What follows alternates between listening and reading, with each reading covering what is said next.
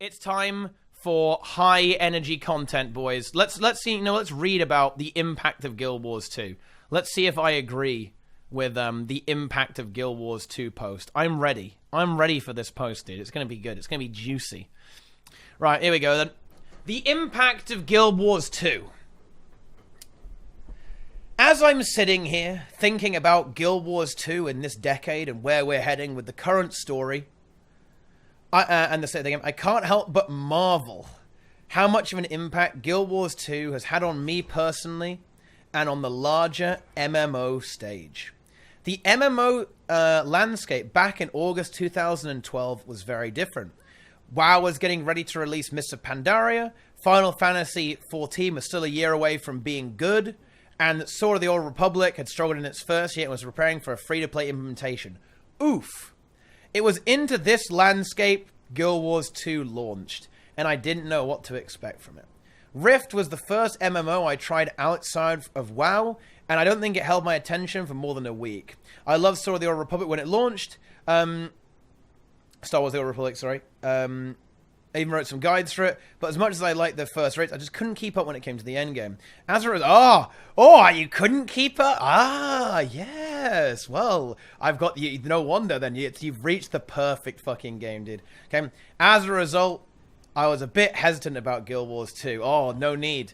I hadn't played it during the beta weekend since I'd received a code at PAX East that year, so I had an idea of what to expect from those limited experiences. I was still not entirely convinced Guild Wars 2 would be a game I'd enjoy for the long haul. My two biggest concerns were the fact that I'd never played the original Guild Wars, and I thought I might get bored without quests to point the way. Okay, well, that's fair enough. That's honestly a pretty fair concern, actually. You know, it turns out that Guild Wars 2 is very disconnected from Guild Wars 1, but still, definitely a fair concern, right? Okay. Wait, oh, my OMG spams in. What was the rally call in ERP? I don't even know what that means. Alright. Anyway. My concern on the first count turned out to be completely inconsequential. Yep, that's true. Although knowledge of the history of Tyria would have helped me see some more profound implications quickly, the personal story was done in such a way that even complete noobs such as myself could understand what was going on. Well, to be fair, it was like, you know, like hundreds of years in the future. So yeah, that's how it is, right? In Guild Wars, everything was told from the human perspective, which turned out to be, as often the case, a very slanted view not only of the history of Tyria, but also the other races. Like that is not exactly true. But yeah. I mean, I'm not gonna lie, the humans have a bit of a rough time of it in Guild Wars 1. It's just that you don't really see what... Honestly, you see a lot of interhuman conflict, actually, in Guild Wars 1, but I won't get into that. This did cause some friction with longer-term players about everything presented in the game should be exactly how things are, and not just one perspective. Wait, did it? In this regard, I was perhaps a bit better off for not knowing that history. That's an interesting point. I'm not sure if I'd agree with that. My fear of being at a loss of what to do was due to not having quests per se, was also unfounded. The personal story provided enough direction. Yeah, dude... Personal story at launch was so much better than it was now. Oh my... Dude, they made such a massive downgrade for no reason. To this day, I am scratching my head why they actually changed it. Like, before you would get a story instance every level or every 2 or 3 levels. It varied, right? Sometimes it was every level, sometimes every 2 levels, right? Okay? It always was this green... and the thing is, it was always present. It was always there drawing you, pulling you through the world. Really good design, right? You could go about it any way you wanted, but great design. It always showed you the way. Like the green star showed you the way. Then they changed it into chapters. So you, as soon as you beat the story, it's gone for 10 levels. Oh my god.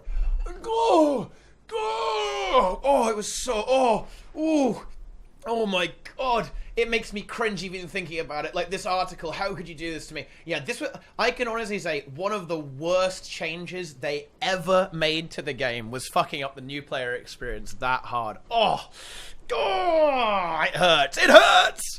Horrible design now, actually. New player experience, really bad. So yeah, like on launch, it was actually pretty good. It would pull you through the zones quite effectively. And people saying the story was bad, I actually disagree with that. I preferred Guild Wars 1 storytelling style, where the characters would actually be in the world talking to each other. In like a cutscene style, like the cutscene style of Guild Wars 1. But nevertheless, actually, I think it was serviceable. I preferred Guild Wars 1 style, but the weird conversation thing, I guess some people like it. I don't like the weird conversation thing where the characters are kind of like standing, talking to each other. I didn't like that at all. But the story was perfectly serviceable, right? That was fine. Right? That's absolutely okay. Plus, with the scale, I felt like I had a lot of freedom. Yeah, dude, I really like the scaling in Guild Wars 2. You could what I like about this game is that it doesn't punish you for playing with your friends who are lower level than you, right? If you want to, if you're like level 60, right, and then you say, oh, dude, come play this game, let's come chill, right? And they make a Sylvari, right, and they start leveling. You're a human, they're a Sylvari. You can go back and actually map complete their zone with them, and you'll still level up there. Like, a lot of XP is percentage based, right? So you can actually go back and play with you can play through the game again, playing through different zones, but you won't get punished for being a higher level than them, which is really good design. I really like the design, actually, of the level scaling. Yes, excellent point, Mr. MMORPG.com writer.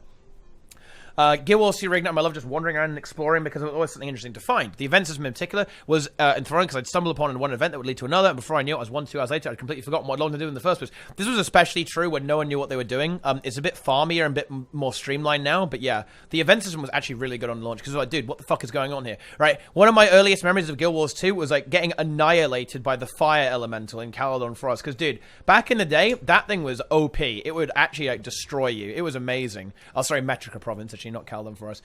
Yeah, it was insane. Okay, insane. Very, very good. I liked it a lot. Yeah, I had a blast the whole time. Yes, I agree. I actually liked the open world in Guild Wars 2. I thought it was rather good. Let us continue. In 2013, ArenaNet pushed things again when they implemented the 2-week content cycle. Yes, this was very ambitious. This was actually next-gen MMO, by the way, guys. No joke. This was honestly the point where I was most involved in the game. Pretty much played all the time. Yeah, because you kind of had to. Otherwise, you would miss content because it would, the game would actually change. Like, the achievements were not permanent. And it's the dream. Like, this is actually the MMO dream. It turns out it's not a very realistic dream. It's very hard to maintain this. I don't blame ArenaNet for stopping this, but yeah, for a moment, Guild Wars 2 was the mega next-gen game. It was actually insane. Really, really good. The content wasn't amazing, but the fact that it was dynamic made it really exciting. And you'd want to be involved, right? Like, oh, dude, do you guys remember? Dude, this event was so scuffed. It was so laggy and unplayable, but it was so much fun. The Karka one. What was it called? Lost Shores, I think. When they did that, and you had to fight, like, the Mega Karka, and it was, like, a one-time event, that was so fucking insane, dude. That was amazing. Dude, I had a really Pepega PC. Like, my PC was just, like, scuffed. It was, like, it could not run. It could not do it. But it was awesome. It was epic, dude. I couldn't even see the Karka, dude. There was nothing. I had nothing. But it was really good. I liked it a lot. Yeah. Think about this cycle, there would always be a largest patch every month and a smaller one, which added a few more things between each big one. Players only had until the next big patch to play for the content before things changed and it went away. This was exciting because the world was changing for the first time since the launch. Yeah, the world was actually changing. This is like MMO gold, okay? To actually have a dynamic world was insane. Like, Guild Wars 2 actually did deliver on this in the old living story. This was exciting because the pressure, it was changed for this, but there was also a lot of pressure to not miss anything, because once it was gone, it was gone. Yeah, and that was something that maybe is not ideal in an MMO world, but I think it was really cool, though. All this pace ended up being unstable and resulted in some uneven storytelling due to having completely separate teams working on each large release. This is one of the most exciting times to play. Yeah, absolutely. Accurate. This man, okay, a journalist. I'd never seen an MMO pump out so much content at such a regular pace before or since. Yeah, correct. I would actually agree with the statement. Like, old Guild Wars 2 was like next fucking level, dude. Okay, it was literally next gen MMO. When they actually started doing this, it was actually like the god MMO at that point. Something really different. It had some issues. Don't get me wrong. There were a lot of issues with the game, but it wasn't really that bad. Right, hang on. Where's the thing? Mega servers. 2014 brought another exciting innovation when they implemented the mega servers. Previously, there'd be multiple copies of maps made as needed, depending on how many people were on that map. While this was generally good, it did have the drawbacks of people having to create characters on the same servers as their friends in order to be able to play with them. And even then, sometimes getting on the same version of the map was a real... Yeah, this was actually like, yeah, like the map... I would say this was the main problem here. Like, having to be on the same server, I think is actually not necessarily a problem. I kind of like it. You have almost like a reputation when you play on a certain server. People will know who you are. It's like, dude, that guild's on that server. Holy shit. Like, I kind of like that. So I can understand why people don't like it, though, right? I know why people don't like it. That makes sense. But still, yeah, the getting on the same map was like a real pain in the ass back then. Oh my goodness. I imagine the Triple Trouble people had a lot of fun doing that. Nice. Oh wait, actually no. I think that had that changed by then. Actually, did Triple Trouble happen by then? I don't know. Either way, doesn't really matter. The mega server systems always prioritized parties and guilds. Of course, there were issues at first, but they were sorted quickly. While some other games suffered due to the implementation of similar systems, Guild Wars 2 seems to have thrived with it. Coupled with the fact that the world is set up in such a way that it's never a bad thing to find other players, mega servers have worked out well. Yeah, sure. I would actually agree with that. I would agree with that statement. I think mega servers are a problem. When they kind of did this with World versus World and you kind of lost server identity, like you had links, I think that was a problem. But mega servers in and of itself is not a problem. Yeah, sure, why not? That's good. It's a pretty good system. It makes the game very accessible, very casual friendly, and that's a good thing. That's fine. That's fine. The first expansion, Heart of Thorns, brought two fascinating things to players: gliding and guild halls. Ha! Guild halls. Gliding was perhaps the biggest game changer to an MMO I've ever experienced. It fundamentally changed how players moved around maps and even fought. Yeah.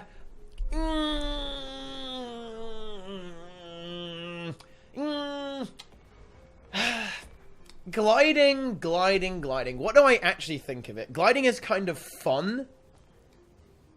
It was kind of fun, but a lot of Heart of Thorns Masters kind of trivialized a lot of stuff in the open world. And you don't have to worry about falling off stuff. Like, the gliding makes everything a lot less dangerous, right? It kind of really fucked up the Corteria maps as well, because they were obviously not designed with gliding in mind. Like, yeah, in HOT, it's really cool. It's a lot of fun, actually, to glide around all over the place. Even in Path of Fire, it's still pretty handy. But in the core maps, it's, definitely a bit of a problem, I think. It makes the world a lot less dangerous, and that sucks. I don't like the world being less dangerous. The world should be scary and spooky, right?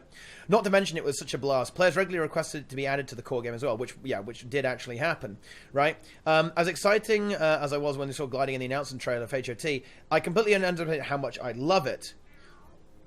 Also, since players can't continually glide forever from everywhere, Arena avoided some of the drawbacks other MMOs have experienced with flying. That is true. This is actually a very salient point. This is a very intelligent thing to say. It's not full flying, and this is why mounts actually fucked up the game way harder than gliding. Gliding, well, I would say was pretty okay and kind of cool, actually. It gave you like a new perspective on stuff with not completely trivializing it and like making everything like completely pointless. Whereas mounts later on did. Okay, I'll be curious what she says about mounts, actually. Yeah, gliding was an effective and sometimes strategic way to move about areas. It's also my favorite way to move around zones. Heck, sometimes I'll jump off tiny ledges to get a second of gliding. Dude, who doesn't do that? I like that. This is fun. Yeah, that's juicy. Sadly, oh no! She knows. Sadly, guild halls have not fared as well as gliding has. Oh no! The core concept of guild halls was excellent. Having a place to hang out with guildies and launching point for adventures was a great idea. However, ArenaNet was concerned if they made guild halls too useful, players would never hang out in the cities and guilds who couldn't meet the requirements for the halls would be disadvantaged. Well, to be fair, like, that's very easy to get. Also, that argument does not hold water at all, okay? Because of this, okay? Oh, guild halls are too convenient. Oh, I think actually, and this is going to sound very harsh, but the reason they didn't make guild halls too convenient is because then nobody would buy this, right? Like, this was something that they probably made a lot of money out of selling these passes to get into these really high convenience areas. That's why they probably didn't want to do it instead of rather than like they didn't want it to be too convenient. They just didn't want to monetize. They didn't want to compromise their monetization strategy in the game, right? Because this is way more convenient than the guild hall ever would be. I understand what they're trying to get there, right? I understand what they're trying to get at, and they didn't want people just like camping in cities the entire time. But this is even worse, right? Like this is way more AIDS, right? And they sell it for real money as well. So not exactly a surprise. Okay. Yeah.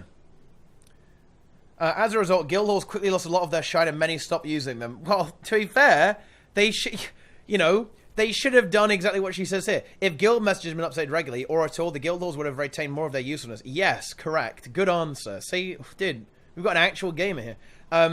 I like it. See, so many people write about guild halls. I haven't got a bloody clue, but this journalist does.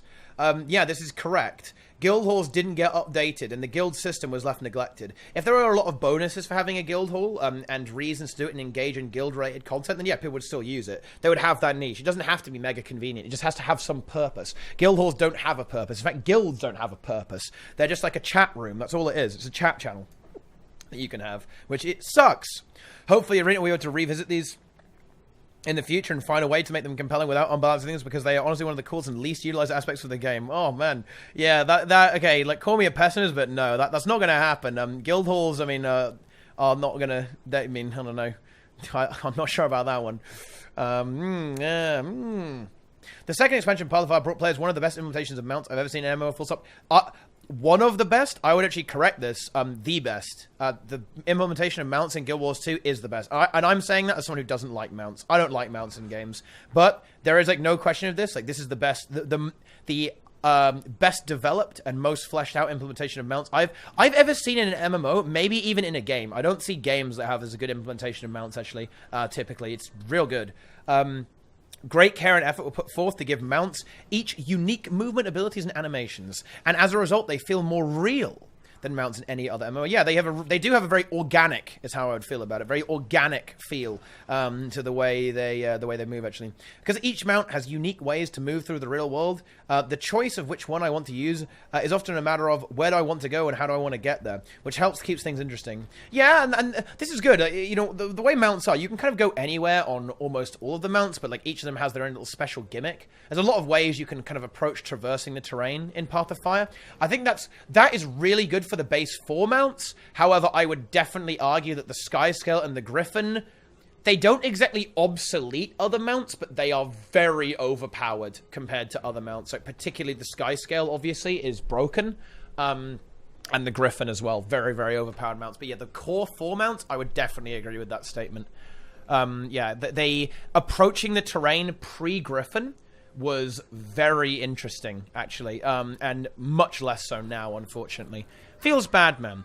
I still remember how excited I was for the first time when I was sitting around in my town and I rapped at my character. Yeah, dude, this was quite good. And you even feed them a little fish sometimes as well. There's a lot of little idle animations that are quite cute on a lot of the stuff. You give them a little pat, right? I do like it, actually. I do like it indeed. Yeah, they're well done. But I would argue that mounts were kind of like not content, right? That's the trouble. They weren't content. There was like no real meat to the expansion. And mounts were supposed to be a little bit meaty, but they really weren't. Mounts are a way to make a lot of money. I mean, and mounts. And the trouble is that mounts were really fast and made the world tiny. The core Tyria is minuscule with the mounts now, right? It is so tiny. And even HOT suffers, right? HOT suffers a lot, actually, because of mounts. Like, mounts compromise Heart of Thorns, how that was supposed to be, traversing the map there a lot. Mounts would, I would say, overall, were a pretty bad thing for the game overall, in terms of like the way you enjoy it. Not a big fan of it overall. I think it kind of compromised the game. Not great. The roller beetle is probably the best mount because it's fun. It's like it added this whole racing mini game. It's quite cool to have in your MMO, right? That was kind of fun. You know, when they had like those race events going on. So that was pretty cool. That was pretty cool. In between these updates, we've received multiple seasons of story content in which ArenaNet is continually pushing the quality level of their storytelling forward. Okay, I'll allow it. Playing through Season 2 and then going back to Season 4 and now Season 5 makes the jump in quality all too apparent. Yep, that is definitely true. Not only was Season 2 a much less focused story, but the way it's told is far less finesse. For example, back in Season 2, I never once thought it would be possible to ride on the back of a dragon and fight. Well, the dragon fight sequence is not... I mean, it was pretty epic, but... I mean, why would you not have thought that was possible? It's literally like riding on a vehicle. I mean, well, that went fine. Sure. Yeah, I mean, the storytelling is definitely better. The actual, like, the fidelity of it is good. But I think, actually, like, Season 1 and Season 2 were probably a little bit more exciting because of the things she talks about earlier, right? They were very temperate. It was very dynamic. Like, the Season 4 and Season 5 is very... static, right? It's very bubbly, and it doesn't, you know, you don't really feel like anything's really changing. Like, the maps are often quite disconnected. The story is sometimes a bit disconnected. So I'm not sure if I'd entirely agree with that, but like overall the fidelity is a lot higher. Yeah, like the cutscenes they released with Joko is like really, really cool. Like all the Kralkatorok stuff, like yeah, it was really nice. And the dragon flying, as uninteresting as it was mechanically, it was quite the spectacle. So I'll allow it. I'll allow it. There's also less telling us about what's happening and more letting the players experience things and draw their own conclusions in the most recent season. I think the story is like very direct in telling you what's going on, but I would even argue that's maybe a strength. There's a lot of exploration to like learn the backstory of stuff, but I actually kind of consider that a weakness in a way. I think not having the Bone Skinner integrated into the story more, I think was like, whoa, what? I did not expect that whatsoever. Like the Bone Skinner felt like a real afterthought, as opposed to having it as like a character in the story. I mean, yeah, I like the exploration focus, but also I would love to hear about this in the actual story and see these characters actually interact as well. Like I just felt like they kind of ran out of time to integrate some of these characters into the game, right? Yeah, I don't know. I'm not sure if that's exactly accurate. Because it really kind of hits you pretty hard a lot of the time, right? It's very directed. You're on rails quite a lot, but oh well, fair enough. Fair enough. Like season 2 had a lot of kind of background stuff going on as well. Actually, if you look at season 2, right, it was all about like, oh, you can maybe even too much. Actually, there was maybe not enough actual meat to the story in season 2. But I think opinion is opinion, right? Okay. While the path for Guild Wars 2 hasn't been out without its bumps, the last 7 years have been great. I didn't even touch all the quality of life updates that done over the years. Yay, wardrobe and unlocking dies across your account. Yes, this was a very good change. Oh my god. Before this was trash. While Guild Wars 2 may not be everyone's favorite MMO, they're firmly in the top ranks of currently open and relevant MMOs. ArenaNet, thank you for the last 7 years of adventures. Can't wait to see where you take them from here. Oh, the article's over as well. That's, I would really like to see part 2 of this, actually. Of this episode, I think that of this article, I think this is actually a little brief, because I feel like I kind of got clickbaited a little bit. I feel like I've been clickbaited, man. I don't think this article really talks about what I was really interested to see her talk about, which was the impact of the game. This is more like a description of the history of the game, right? And some of like the good things about it, the transitions of the game. I would love to hear. I would love to see part 2 to this, actually, and hear about what she thinks the actual impact on the genre and that Guild Wars 2 actually had, and how the game's evolution kind of impacted the gaming industry as well. Very well written article, though. I actually really like this. This is some good journalism. I like it a lot. I think it's very well done. I like the pictures too. So these are some meme pictures. I like it. It's high energy, boys. It's high energy. Yeah, I like this. This is a fun article. It's a good article.